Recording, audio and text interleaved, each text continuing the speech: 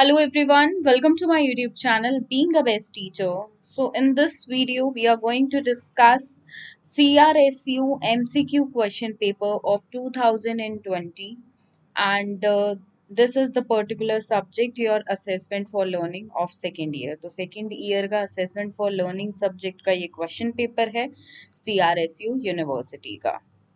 तो चलिए शुरू करते हैं एंड जितने क्वेश्चंस हो सकेंगे हम डिस्कस करने की कोशिश करेंगे। टोटल आपके 80 क्वेश्चंस आए थे इस पर्टिकुलर सब्जेक्ट में 2020 में एंड 80 के ही क्वेश्चंस आपको करने थे, पर क्वेश्चन आपका 1 नंबर का था। तो यहाँ पे सभी क्वेश्चंस मेरे पास अवेलेबल नहीं है। जितने क्वेश्चंस ओल्ड ईयर स्टूडेंट से, प्रीवियस ईयर स्टूडेंट से मिले तो उनसे कलेक्शन के बाद ये क्वेश्चन पेपर फॉर्म किया गया है।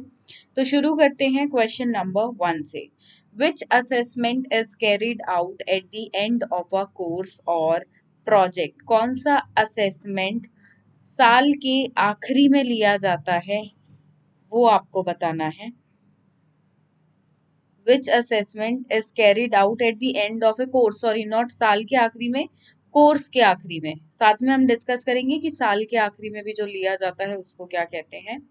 कोर्स या प्रोजेक्ट या चैप्टर के एंड पे या कुछ एक यूनिट के एंड पे हम बोल सकते हैं, तो वो लिया जाता है फॉर्मेटिव असेसमेंट। और देखिए जो साल के अंत में लिया जाए उसको बोलते हैं सम्मेटिव असेसमेंट। तो ये लिया जाता है ईयर के एंड पे, इसके बारे में ध्यान रखें। क्वेश्चन दोनों तरीके से फ्रेम होके आएगा।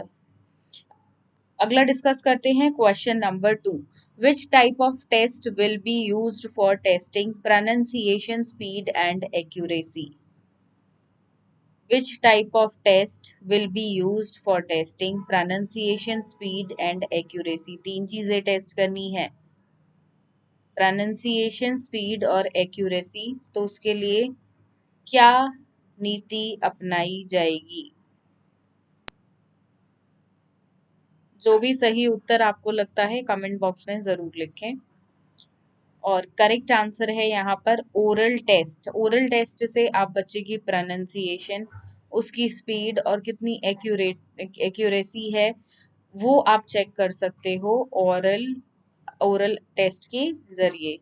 ठीक है, मौखिक परीक्षण।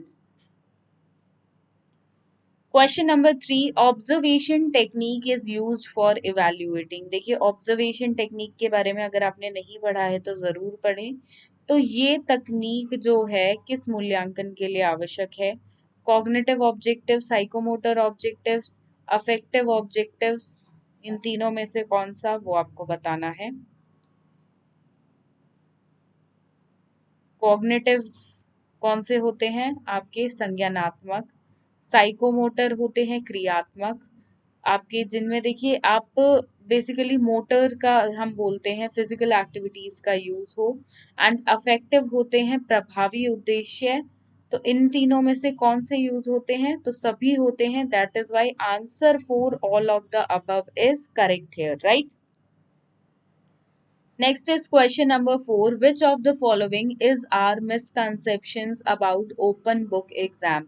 ओपन बुक एग्जाम के बारे में जब भी क्वेश्चन सब्जेक्टिव में भी आता था तो हमेशा स्टूडेंट्स को एक बात मैं बोलती थी कि मिसकंसेप्शंस ऐड करें, कि मिसकंसेप्शंस क्या है, सबके माइंड में, सबके दिमाग में क्या गलतफहमियां हैं ओपन बुक टेस्ट के बारे में, ओपन बुक एग्जाम के बारे में।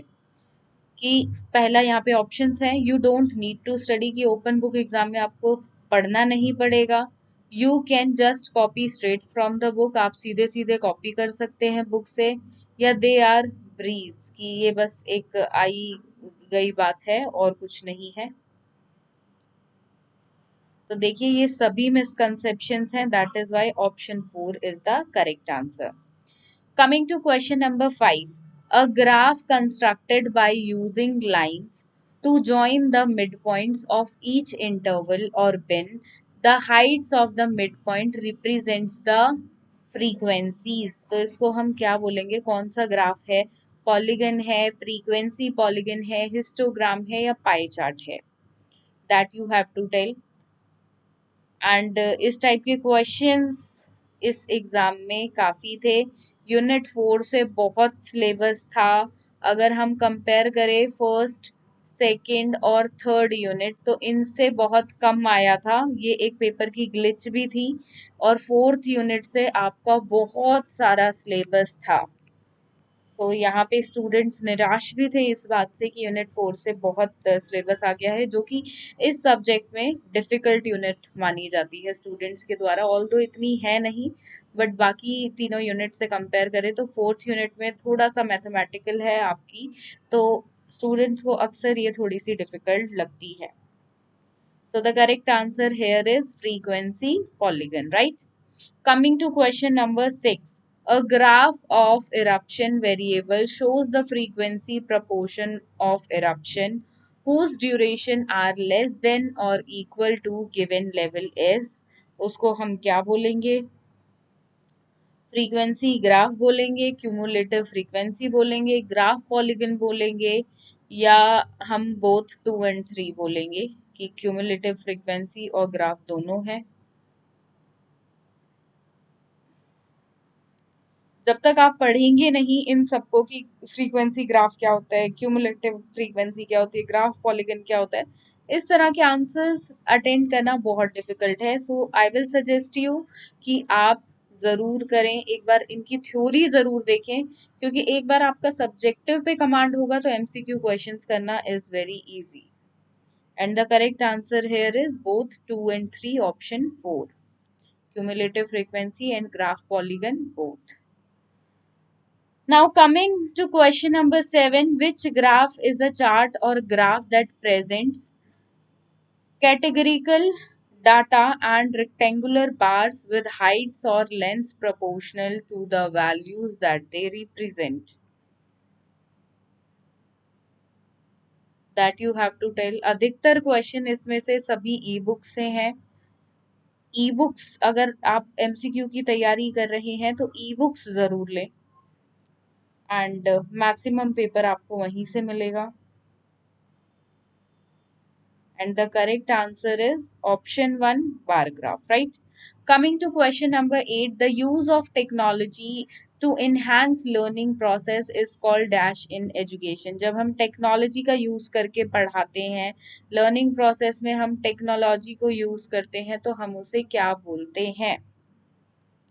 तो हम उसे बोलते हैं आईसीटी। आईसीटी की फुल फॉर्म क्या होती है वो आप बताएंगे कमेंट करके, तो कमेंट करें आईसीटी की फुल फॉर्म क्या है, ये आपको कमेंट करना है। Sorry for the bad hand writing.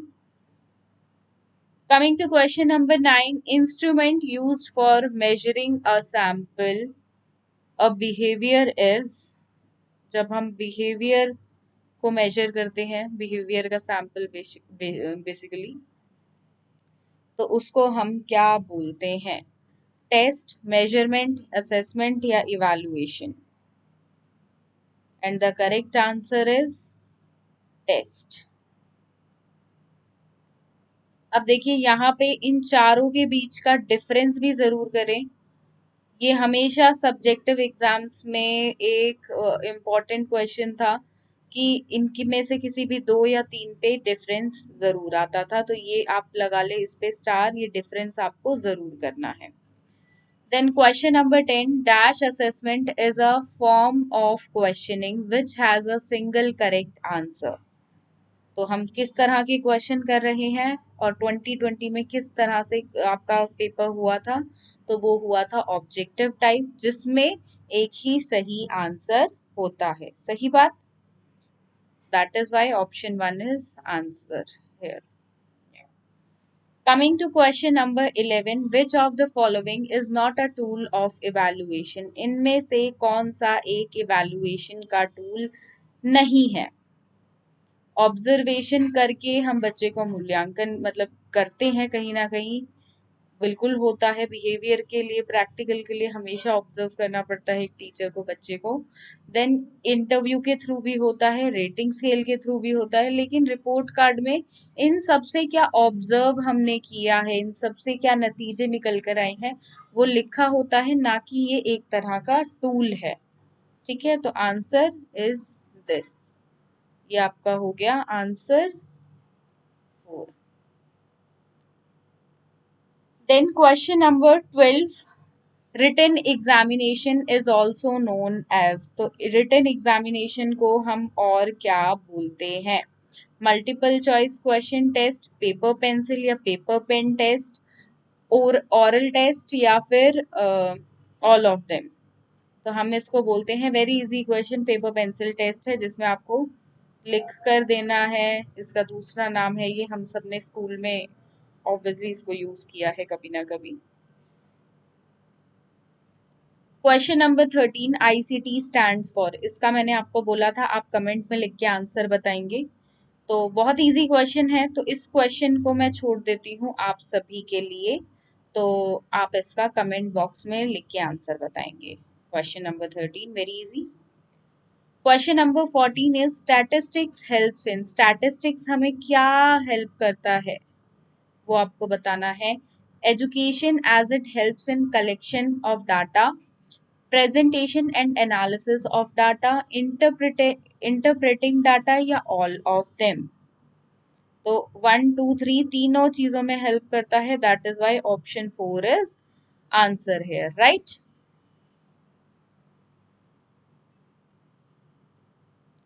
Coming to question number 15, and देखिए ये जो पीडीएफ है, जितने क्वेश्चंस मेरे पास इन ओवरऑल 34 क्वेश्चंस अवेलेबल हैं out of 80।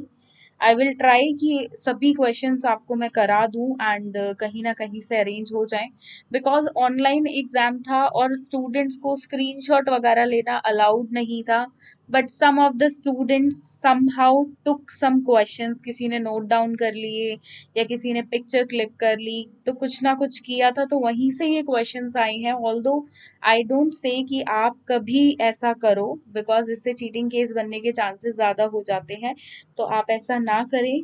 But 34 questions he somehow arrange हो पाए हैं, एंड आई विल ट्राई कि 80 आउट ऑफ 80 क्वेश्चंस मैं आपको अरेंज करा दूं, एंड पीडीएफ आपको इसका मिल जाएगा डिस्क्रिप्शन बॉक्स में, आप वहां से डाउनलोड कर सकते हैं। So coming to question number 15, if you score in the 25th percentile, then 25% of test takes are below your score. The 25 is called, अब देखिए परसेंटाइल कैसे निकालते हैं ये आप सीखें, ये सिर्फ ये मैं इस वीडियो में डिस्कस नहीं करूंगी, और से डिफरेंट सेशन इसके लिए लेंगे। तो ये कैसे निकालते हैं वो आपको निकालना पड़ेगा इसमें, तभी आप इसका आंसर निकाल सकते हैं। एंड यहाँ पे मैं आपको आंसर बता देती हूँ सिर्फ, लेकिन ये आंसर कैसे आया उसके लिए आपको पूरा कॉन्सेप्ट पढ़ना पड़ेगा, अदरवाइज ये क्वेश्चन आप नहीं कर पाएंगे। Coming to question number 16, which one is not the source of formal education. Formal education का सोर्स स्कूल होता है, म्यूजियम भी होता है, लाइब्रेरी भी होती है, लेकिन घर इनफॉर्मल सोर्स ऑफ एजुकेशन है, ना कि formal. The most significant approach of evaluation is, मूल्यांकन का सबसे महत्वपूर्ण दृष्टिकोण कौन सा है वो आपको बताना है। कंटिन्यूअस एंड कॉम्प्रिहेंसिव इवैल्यूएशन, जिसको हम सीसीई के नाम से जानते हैं, वो है क्या, जो आजकल स्कूलों में चलता है, इम्प्लीमेंटेड है, या conducting objective term end examination, या maintaining cumulative record of students, या फिर semester system evaluation. And the correct answer is option 1 CCE, continuous and comprehensive evaluation। अब देखिए इस सब्जेक्ट में नहीं बट और किसी सब्जेक्ट में क्वेश्चन आया था कि CCE स्टैंड्स फॉर व्हाट, तो CCE की फुल फॉर्म आई थी, सो मेक श्योर आपको CCE की एग्जैक्ट फुल फॉर्म भी बिल्कुल पता हो। Next question, open book exam allows you to what, क्या करने में आपको अलाउ करता है? To take notes, text, or resources material into an exam situation, to open book and cheat from exam। Negative option कभी भी आंसर नहीं होगा, याद रखें, both 1 and 2 या none of them। नोट्स ले सकें आप, टेक्स्ट देख सकें और रिसोर्स मटेरियल वहां से ले सकें एग्जाम सिचुएशन में, वही है open book exam.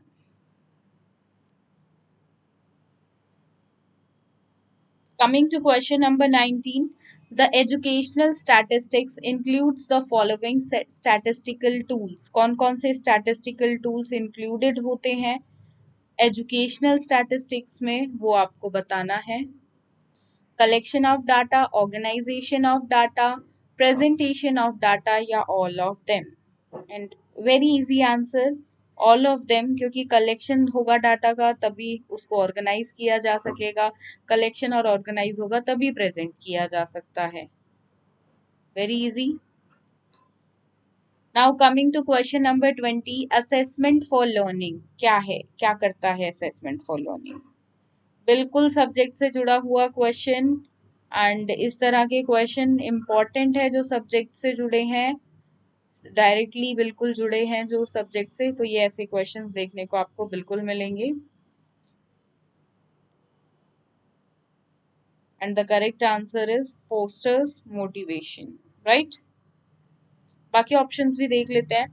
It is done for the purpose of segregation and ranking, तो मार्क्स देना, रैंकिंग देना, ये सब नेगेटिव ऑप्शंस में आते हैं.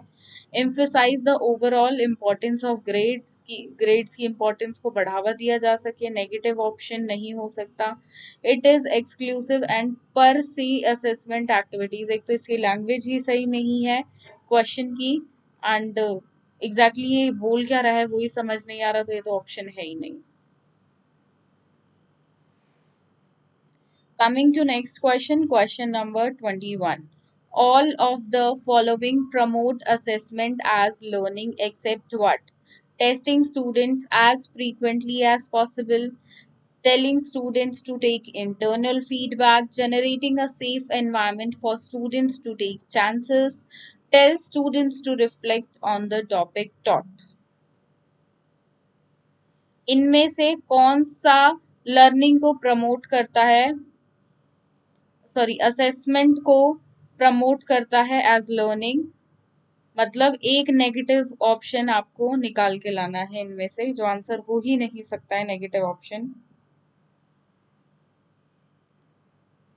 यहाँ पे नॉट पूछा है तो वही आंसर होगा obviously.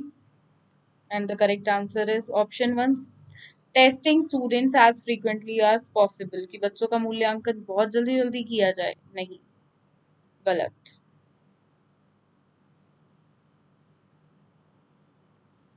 Coming to question number 22. Which type of graph is this? किस तरह का ग्राफ है ये? अगर आपने सभी तरह के ग्राफ पढ़े हैं ना, ट्रस्ट मी, आप देखते ही बता दोगे. If you know the answer, write in the comment box. And the correct answer is option 4, cumulative frequency graph, right? Coming to question number 23. NUEPA is mainly concerned with what? NUEPA किससे concerned है वो आपको बताना है. It is concerned with educational planning, right?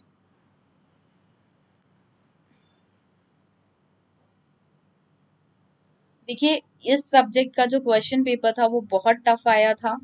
आज अगर students की बातों पे हम जाएं तो, although nobody has seen the question paper, only 34 questions we are having here. Although ये आपके मॉडरेट है, ना ज़्यादा डिफिकल्ट ना ज़्यादा इजी, मॉडरेट है. कुछ कुछ इजी क्वेश्चंस है, कुछ कुछ हाई डिफिकल्ट भी हैं, तो इस तरह से हम बोल सकते हैं मॉडरेट लेवल है. इसके अलावा की क्वेश्चंस स्टूडेंट्स का कहना था और डिफिकल्ट थे, और कुछ इसमें भी मैंने डालने की कोशिश करी है जितने मिले हैं. तो मेक श्योर ऐसे सब्जेक्ट्स जिनका लास्ट ईयर भी अच्छा क्वेश्चन पेपर आया था, तो आप एक चीज जाने कि जिन्होंने पेपर सेट किया है, दे हैव उन्होंने किस तरीके से पेपर सेट किया होगा, कहाँ कहाँ से क्वेश्चंस लाए हैं, एंड वो डिफिकल्ट पेपर सेट इस साल भी कर सकते हैं. So you have to be vigilant, and you have to be आपको पढ़ाई और अच्छे से उन सब्जेक्ट्स की करनी है, एक्स्ट्रा एफर्ट्स उन पे दे, and this is one of the subject. Coming to question number 24. Bell shaped curve showing a particular distribution of probability over the values on a random variable is called what? Is called normal probability curve. So make sure ये सब आप पता करें. And unit 4 से काफी questions थे. Again and again I am saying that unit 4 इसको अच्छे से करें MCQ एग्जाम्स के लिए. Coming to question number 25, which deviation is computed from mean mode median?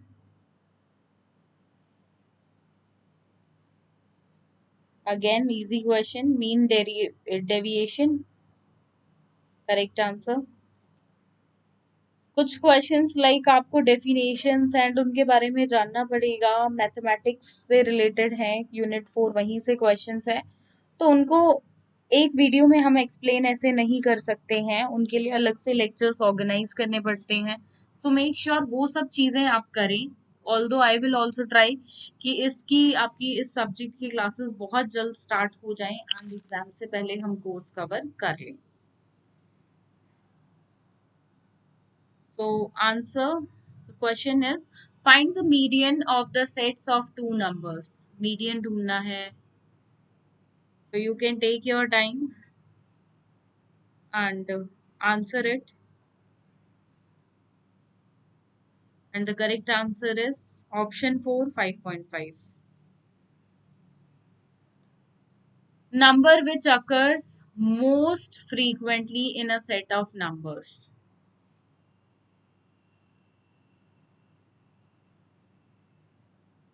Answer 3, mode. Right? Coming to 28th question, इनका median आपको बताना है. Take your time and write down the answer in the comment box. Mean, median, mode, इनके questions, इनके lectures हम अलग से भी करेंगे. That how you need to attend the question paper. Like subjective में आता है तो आपको किस तरह से इनका आंसर्स अटेंड करने हैं एंड ऑब्जेक्टिव में किस तरह से क्वेश्चंस आ सकते हैं. And the correct answer here is option 1, 6.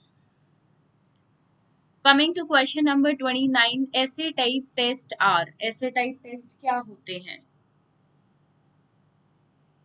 Subjective होते हैं नेचर में, लेंथी आंसर्स होते हैं, बोथ 1 and 2 या नन ऑफ दीज. तो सब्जेक्टिव भी होते हैं नेचर में और इनके लेंथी आंसर्स भी होते हैं. So therefore option 3, both 1 and 2.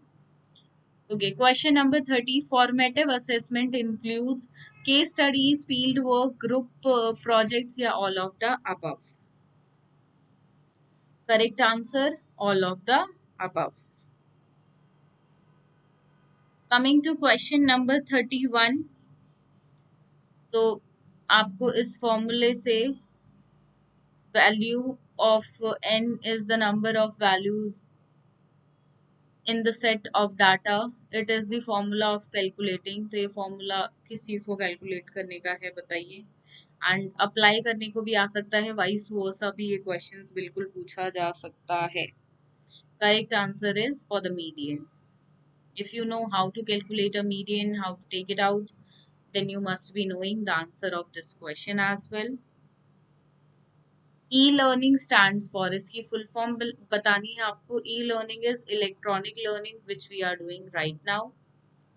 Question number 33, audio visual aids helps in. audio visual aids हमें किस में help करते हैं? So they help in